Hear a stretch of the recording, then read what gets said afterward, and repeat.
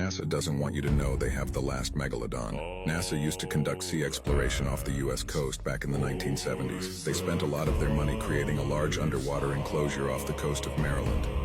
This large underwater habitat was called Zone F. They would use it to conduct research on rare and endangered species. All this information was unearthed by sailor and diver George Meyer from Houston. Just earlier this year, on April 17th, George was out on a fishing trip near Maryland. Whilst he was out on the water, a storm had hit him, moving his boat farther out to sea. 2 hours later, the storm had stopped. George looked down to check his engine, when suddenly he noticed something unordinary, a massive cage underneath his boat. Through the surface of the water, he could see the metal bars of the enclosure. Luckily, that day, he had his diving gear with him. George then promptly suited up and went down to see what he had just discovered. As he got deeper down, he realized the cage was gigantic. As he closely inspected one of the bars, he noticed a small engraving which read, "Zone F, property of NASA, stay out," on one of the bars. Not only was the cage